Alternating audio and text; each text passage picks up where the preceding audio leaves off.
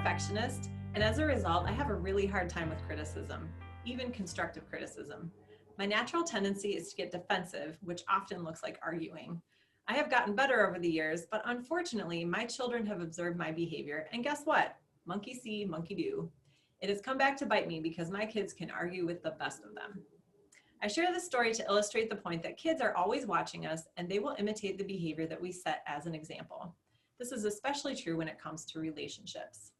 The definition of healthy, when we're talking about healthy relationships, is the state of being free from illness or injury.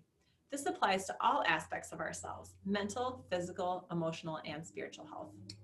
In order to have healthy relationships, we need to be able to clearly define what is okay or healthy and what is not okay or unhealthy.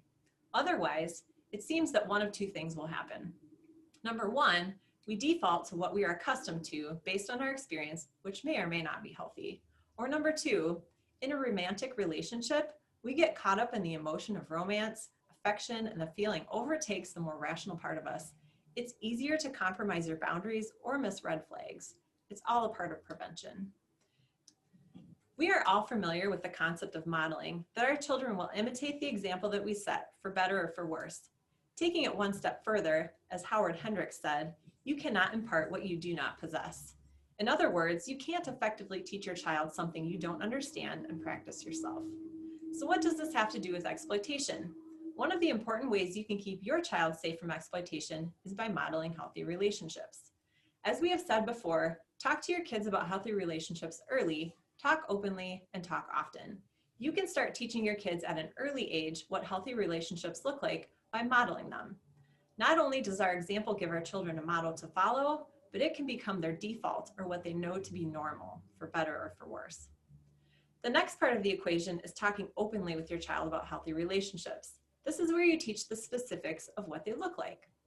Fierce Freedom does a program called the Empower Youth program with teens. They point out in the program that a healthy relationship is one in which, number one, the person can be trusted, number two, there are no strings attached, and number three, their motives are for their success and safety. Here are some questions from the Empower Youth program that you can ask your child to help them ascertain whether their relationships are healthy or not. You can also use these questions to determine whether your relationships are healthy to help ensure that you are being a good role model for your child. Number one, is there equality in your relationship? If you both share decisions and responsibilities and your opinions are valued, that points to equality.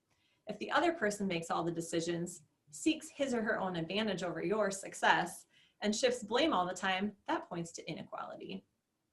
Number two, is there good communication in your relationship? If you can talk honestly together about anything without feeling judged, manipulated, or unsafe, and you listen to each other, that points to good communication. If you sometimes feel afraid of how he or she will react when you bring up certain topics, that points to poor communication. Number three, do you have support in your relationship?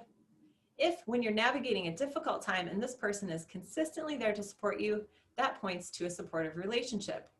But if you sometimes feel like he or she manipulates you when you're down instead of showing you compassion, that points to an unhealthy relationship. Number four, is there mutual respect in your relationship? If the person treats you the same way that he or she wants to be treated, that shows mutual respect. If you often feel mocked, however, as if your opinions, interests, and boundaries aren't valued, that points to disrespect. Number five, do you have independence in your relationship? This one is key. If your personal identity is not dependent on the person and you have the right to other friendships, that points to a relationship with independence. If the person expects your world to revolve around them, however, and you feel like you have to sacrifice your own ideas, interests, and friendships, that points to a relationship that lacks independence. Number six, we're almost done. Do you feel a sense of safety in your relationship?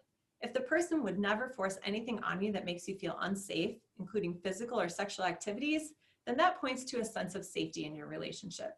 However, if you often feel like you're asked to compromise your safety and personal boundaries, and you don't feel a sense of safety in relationship, that is a bad relationship and you need to get out. With each of these 6 questions, keep in mind that the same things you would expect from another person in a healthy relationship are also the things that they should be able to expect from you. Ask the questions in reverse to see if you are a healthy person for someone else to be in a relationship with. The final piece of having open communication with your child is talking often. There are countless opportunities when it comes to teachable moments with your child on the topic of relationships because relationships are so central to our lives. You can use the questions that I just shared to help your child analyze their own relationships as well as your own. An open, honest assessment of the healthy and unhealthy aspects in your life, particularly ones that your child has observed, can go a long way in teaching your child what is okay and what is not okay. A few action steps to wrap up. Number 1, listen again to the 6 questions from the Empower Youth program. In what ways are you modeling healthy relationships in your life to your child?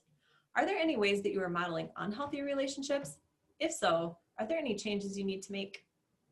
Number 2, share the 6 questions with your child as a tool to educate them on the aspects of healthy and unhealthy relationships. Encourage them to use the questions as a tool to analyze their own. And number 3, just choose one action step and do it this week. See you next time.